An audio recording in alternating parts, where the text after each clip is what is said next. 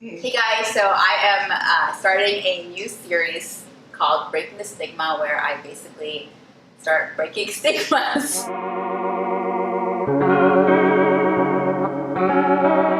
So Breaking the Stigma is basically about breaking the stigma for certain subjects that have to do with mental health, because it's something I'm very passionate about, and I'll be doing more episodes on this. Today's episode will be on breaking the stigma of ADHD. I'm not someone who has ADHD, but I do know people personally who do struggle with it, and so I'm able to see the repercussions of someone who doesn't get the right cultivation or support from having ADHD growing up, and how that affects their life as an adult. So I wanted to bring in one of my dearest friends, Kara Scanlon, who is an educational therapist, and I'll let her introduce herself a little more. I think one of the most important things to know about me is that I myself have dyslexia and ADHD, and that informs how I work with my students, and that's why I became an educational therapist. And it is, like for Samantha, a passion of mine to help break the stigma around ADHD and around medicine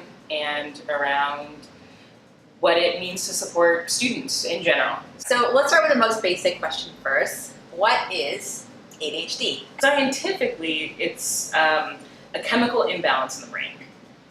But that makes it sound like it's a bad thing. It's just, it's a different balance of chemicals than the neurotypical person, which means that motivation is different. So neurotypical would mean like the average person. And again, I put that in quotes because there is no such thing as average or normal, because everyone's different. But in terms of the greater population, how the greater population learns, or how the greater population, for ADHD in particular, their ability to focus on tasks that they're not interested in, and tasks that they are interested in, and taking away their focus. So for the normal attention people, that they don't have a chemical imbalance in their brain. But for people who have either, and part of the joy of ADHD is the hyperfocus and the inability to focus. So it's not just, oh, I can't focus. It's the fact that you focus so intently that you literally cannot pull yourself away. And then you have such bad focus that you literally, no matter what anyone does, like they could pay you $100 an hour to do something that you don't want to do, you can't do it. It's just both extremes. Yeah, and that's the important thing. It's both extremes. It's not just the one of like, I can't focus. Like everyone in the world has some sort of attentional issues, right. But then for ADHD, it's kind of this whole gamut where certain things people can't attend to, where the point that it's like, to get the diagnosis, it's affecting their life. Mm-hmm. They can't focus on the things that they need to focus on. And then on the opposite spectrum too, they're so focused on certain things that they can't attend to normal everyday necessities. So they're at a point where their ability to focus is so jarred that they're not functioning like a normal adult, or a normal student, or a normal child. With that being said, what is the most common misconception or myth surrounding ADHD? I think for me personally, especially right now, from what people I've been talking to, is the myth of lazy. Okay. And it really, like I don't know if you can see, like I'm already like, that makes me so mad just to think that, no child I've ever met is actually lazy. It's, like when you see babies, they're like grabbing for things, they're putting things in their mouth, they're constantly curious. And I feel like the more my students are in school, the more that's like dragged out of them, because they experience failure, or teachers say, rude things to them, or say things that they're lazy, or say things that they're complainers, or they're excuse makers. Like those are all things that those are adults projecting onto the kids, where the kids are just having a hard time learning, or they're experiencing something different and no one's mentoring them in the right way. The root problem is something usually something so different than just, no, I could care less. Right. Because that's usually in response to something that's happened to them before. Like if someone tells you you're stupid, well then why try? Right. And there's so many examples of students that I've had where teachers have said just mean things to them. And of course the student has shut down. And I was very lucky in all of my schooling. At the beginning of every year, my educational therapist would come and explain my learning needs at the beginning of the year to my teachers. And so I haven't experienced any strong, vehement reaction by a teacher to my learning needs. But I also, there's a lot of subconscious things where, you know, a lot of kids with ADHD or dyslexia are hyper attuned to facial features because that's how they survive. Their ability to understand what a person wants is paramount in their survival needs to get through a class day. So they're hyper aware if someone's annoyed at them, if someone doesn't like them, if someone's upset at them. And then, you know, like even if the teacher's upset, they know that teacher's upset, and they might not be understanding that the teacher's upset about something else that happened or something that happened earlier in their day, but the child's gonna feel it themselves. But they pick that up. They can pick that up because it's a literal survival thing. It's like animals in the wild. If they know what their teacher wants, they'll just fall in line and do what they're supposed to. And a lot of kids with ADHD as well, they'll just look around, oh, okay, other people are doing it, okay, I'm supposed to be doing this. Like I have a student who writes whatever's in her mind that has nothing to do with the lecture. And like literally it's jibber jabber, you know, thoughts, you know, journaling things. And the teacher walks around and sees that she's writing. So the teacher thinks she's taking notes in math. So she's really happy and thinks that the child's taking great notes. We're good. No need to do anything else. But in reality, she's learned nothing from the lecture that day. we have another special guest today. This be one.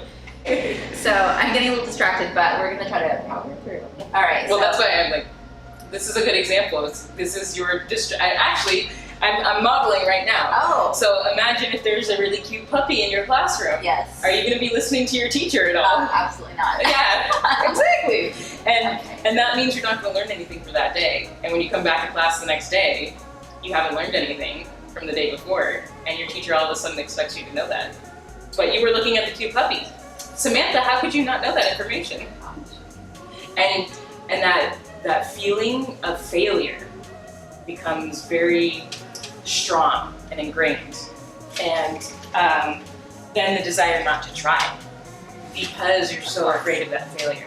So that leads into mental illness. Yes, and there's a high comorbidity with depression, anxiety, and ADHD. Comorbidity just means like an overlap. So if you have one, you're more likely to have another diagnosis. And a lot of times that happens because in school there's so many failures because of the inattention, not focusing on what the teacher's teaching or not understanding the material. And then a student will get anxious about going to school and not knowing the material and not being able to, you know, share their knowledge or do well on a test. And then it creates this other fancy word, cognitive dissonance, where there's like a fight in the brain where I'm stupid, but no, I'm not stupid because I know I have good, strong thoughts, but I can't show any of my knowledge on a test. My teachers think I'm not smart, but like I know I have reasonable thinking and I can think deeply about certain things, but I can't show anyone that, and it just can create depression and anxiety because of that. Yeah. And that's where when a child gets to that level, it's really useful to use an educational therapist. And you know, like therapy is very helpful, but that's a different lens that a student would need help with. Whereas educational therapy is kind of the bridging of the therapy and special ed into one to help a student really learn and learn how to learn. We have this huge new population between ADHD and autism and dyslexia and now dyscalculia. Children with PTSD, children who just have come from broken homes, or just anything of that nature. That The stress that will of impede learning. all of those people get kind of lumped into the classroom, right? It seems counterproductive. There's some amazing special ed teachers Okay. for the mild to moderate who do wonderful, wonderful work. But the expectation that you can have a room full of 12 kids who have completely different neurodevelopmental needs is crazy, to kind of put it all in one classroom, and just because of the age group that they happen to be in. Right. And I've seen many special ed teachers do phenomenal jobs, but it's really hard, and it takes a great commitment and a real understanding of every single one of your students and the time to invest in that, and most teachers sadly don't have that. And so for me, if there's two things going on. If we can teach teachers how to teach more students, that is going to help everyone. Because if you're teaching better, you're going to teach more students. So even if a student doesn't have a diagnosis, they're going to learn better. So that one.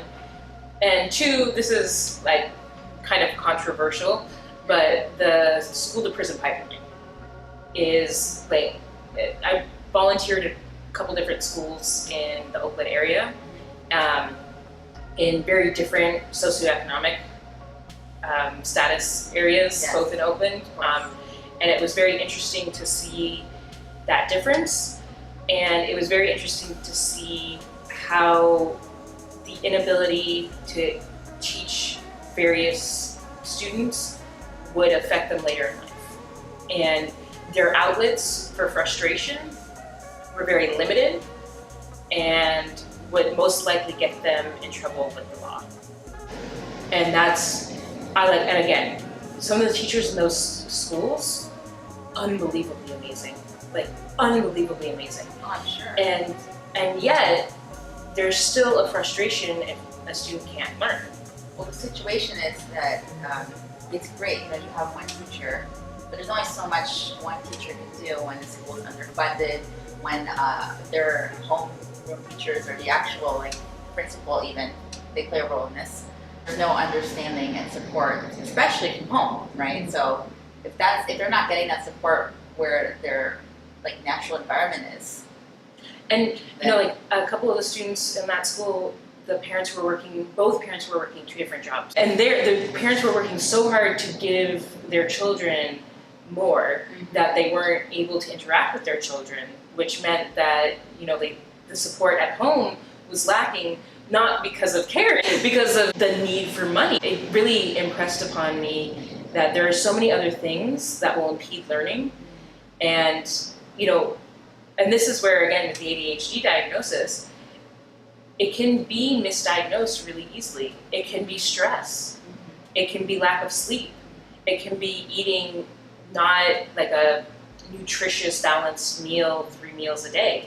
It can be like anxiety about missing a parent, a lot of other things. And then when it is ADHD, if you put all of those things on top of it and you have ADHD, to be able to sit in a classroom is very hard. I had a student in 1st grade just numbingly angry because he couldn't understand what was being taught in the classroom.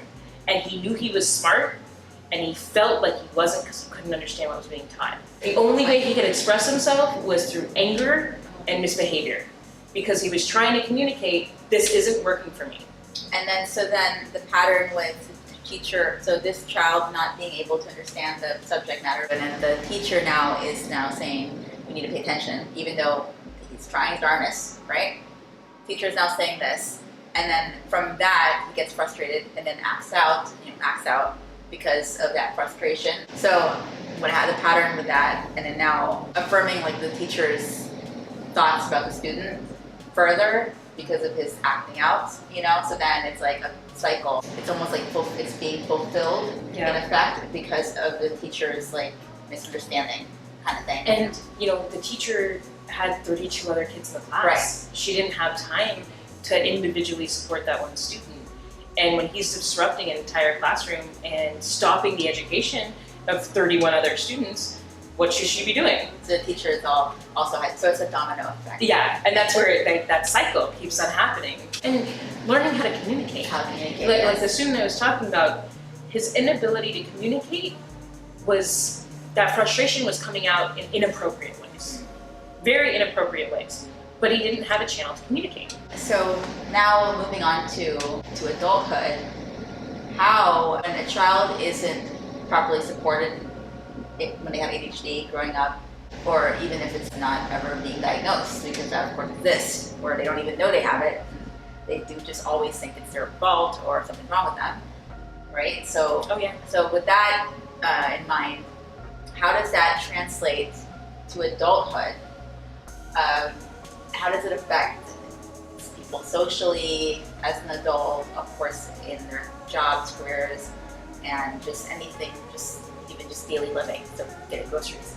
So how does that affect adulthood? I know it's a very broad question, but it's generally talked a little bit about going into the extremes of what can happen when a child isn't supported enough. Right. And so this can be depending on the severity and the supports the student gets and their support systems.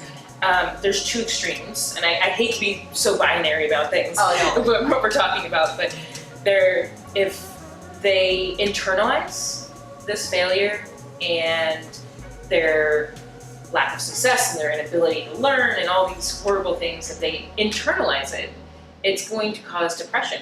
And that, the most severe of that could be, suicide.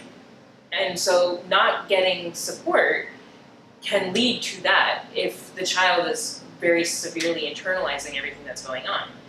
And I think parents need to understand that, and educators need to understand that the words that they use with these students are very powerful. Yes. And then the other extreme, so if a parent or teacher is using extreme language with a student who is having such a hard time learning and trying their hardest, you have, of course, the extreme would be suicide, and then the other extreme would be physical violence.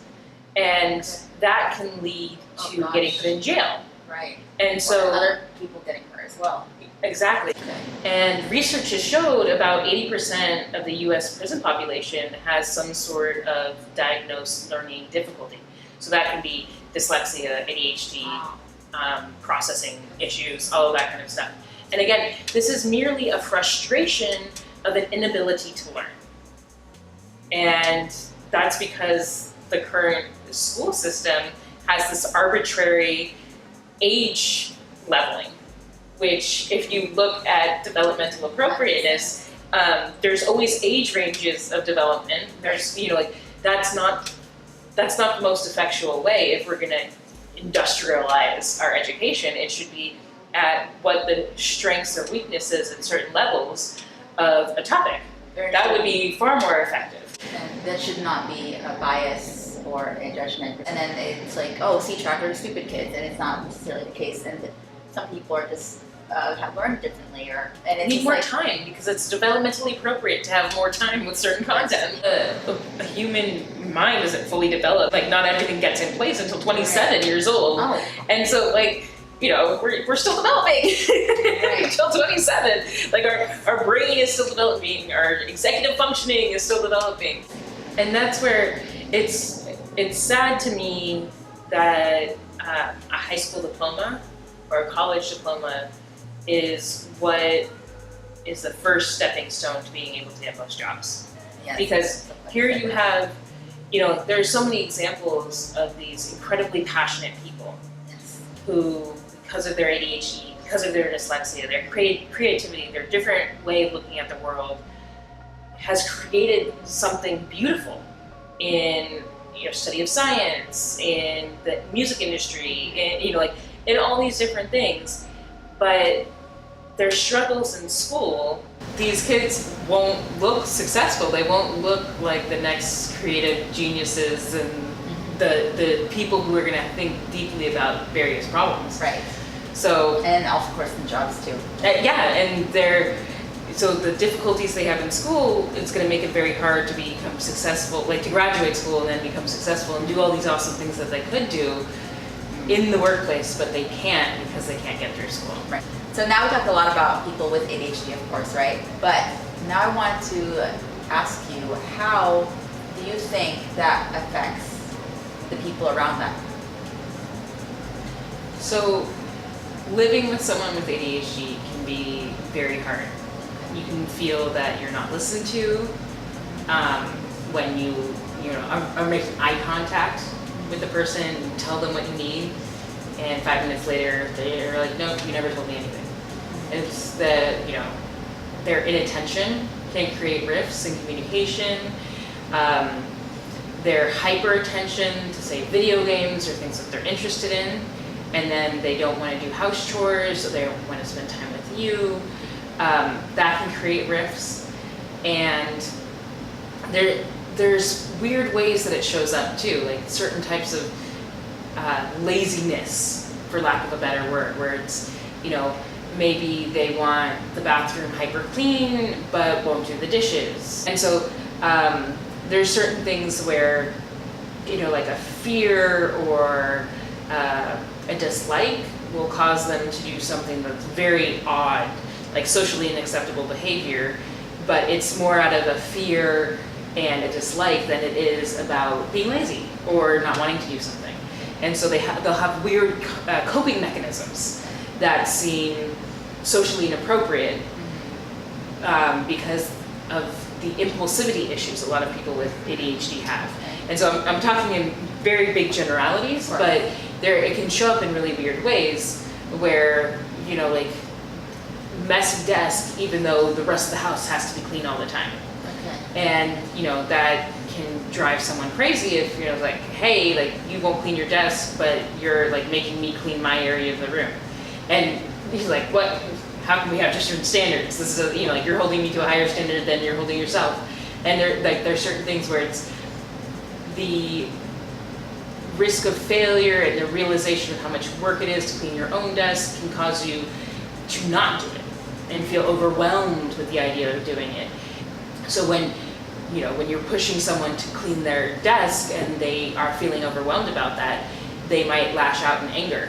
Okay. Where it's not about what you think it's about. It's about the fact that they're feeling overwhelmed about that work. Okay. It's not that they're upset with you about the fact that you want them to clean your desk. And so that's where it's coming from a place of compassion and asking what they need help with, and supporting them in practicing self-care, supporting them in making sure that they don't overwhelm themselves, and little things like that, because when they do get overwhelmed, it's gonna come out in weird ways that, like we talked about, certain parts of the house being clean and other parts not, right. Because of stress, and that comes out in weird ways.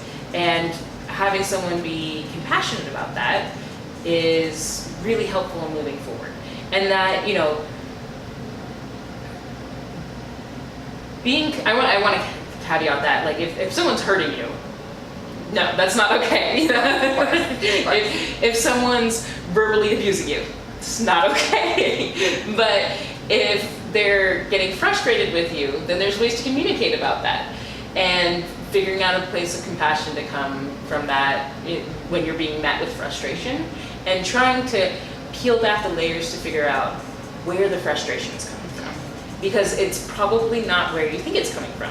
It might be coming from some deep-seated fear of failure, or fear of success, or a past trauma. Yes. And it has nothing to do with the current situation. And if you project or you think it's all about you, then you're going to have issues with your partner or your child, and just peeling back, okay, what's really going on? What are you really feeling stressed about? And some people are more open to talking about that than others, and so there's a time and a place for that, but learning how to communicate that with someone with ADHD is really useful, because that impulsivity issue makes the communication harder, because instead of going to words, they're going to go to their frustration. And then no one's going to be happy. Right, of course. So communication is key, just like anything else. Yeah, just like anything else in life. And so the dislike that you're referring to, it's whether it's a chore or some kind of task or anything really, something as simple as throwing out trash. Yes. Or as complicated as math. For example, it's not like the normal dislike of, oh, I don't feel like doing it. Okay, it's much the brain more actively working against you to do it. Okay, And this is where I think it's really important. Like, ADHD is a chemical imbalance. When we get back to it, it's not like it's someone's brain literally working against them. So the brain is literally like resisting, despite like what the body needs to do, or despite the task that needs to get done at hand. Even if you logically tell yourself, I need to do this. Like for me, actually, this is an issue that like is super personal to me, because I dislike writing invoices, and it's not about asking for money. It's not about like codifying my time. Okay. It's literally the detail of writing down the date and the time. And because my ADHD and my dyslexia, I'm likely to mix up dates, mix up numbers, and I've already had so many times where parents have been like, nope, you got this wrong, nope, you got this wrong. And the amount of time it takes me to do one invoice, it's so debilitating to spend that much time and then have a parent be like, no, you got that wrong, no, you got that wrong. And then be like, and it's not, it's not them being rude by any stretch of the imagination. It's, where I want to get paid for what I did. They want to pay me for what I did. But the amount of effort to have that detail orientation to do an invoice is so strenuous for me that I am so exhausted by the end of that. And to the point where I had one parent basically yell at me because he wanted to pay me, and I wouldn't give him an invoice because I was too tired to do an invoice. And that's when it starts affecting your daily life. And the fascinating thing is it has nothing to do with wanting to get, I wanted to get paid. I wanted to pay rent, and that's where my brain was literally fighting me. It was too mentally tiring for me to want to do an invoice, to the fact that with a worry about being able to pay rent at the time, that wasn't incentive enough for me to write an invoice. So it defies logic, which can be really frustrating for a parent or a partner and a teacher to just, you're supposed to do this. You need to do this. Why won't you do this? We've talked about this. Why won't you do this? I mean, the reason I'm doing this, and I'm glad you mentioned that, I want to convey that this is people who struggle. So something that is easy for, if you're a neurotypical like myself, who think, well, why not? That's so easy. I want to show you guys, the audience, that hey, it's important to understand other people's perspectives and understand the shoes that they're walking in, so that you can broaden your mind, number one, and show compassion, and just so that people understand that your struggle, your own struggle, is your own struggle to claim, no one else's. And if we can see that, then I think there will be more peace in the world. Right? Having compassion. Having compassion, and that's why I want to do this. And and at the same time, just helping another fellow human being who's having a difficult time, even if it's not the same difficulty you're having, and even if it's something that seems so easy and so, whatever to you, that it's not the same for everyone. Act of listening. Exactly. And so I want to thank Kara for being my first guest in my series. Well, thank you for having us on. I'm so grateful. And I want to thank Mystique as well for being here. She's happy to meet you all. She's a very important component too. She is. On the break during the technical difficulties, we were talking a little bit about self-care, and for me, having the dogs is a bit of self-care. It's a reminder to stay positive and stay happy and go for a walk. Okay. Well, thank you guys for tuning in. I hope you learned something. Maybe it started some questions. Yes, some questions. Or if you have any other comments, or if you feel brave enough or compelled to share your own experiences with ADHD, whether it's yourself or someone you know, please don't be afraid to share. And I'll try to respond as best as I can. And same with me. Yeah. I would love to hear. Currently I'm full right now, but I'm helping families find referrals in their areas. And I love talking about ADHD and dyslexia, so if you need to talk to someone, get that conversation started, I'm happy to help. I'll leave our website link in the description box below. And I'll definitely have Kara check out the comments as well, and I'm sure she'll check it out anyway because she's on the video. All right, I'm a little bit of a fan. Oh, thank you. Okay. And that note, subscribe. Just kidding. All right. Bye. Hey, cutie. You made it.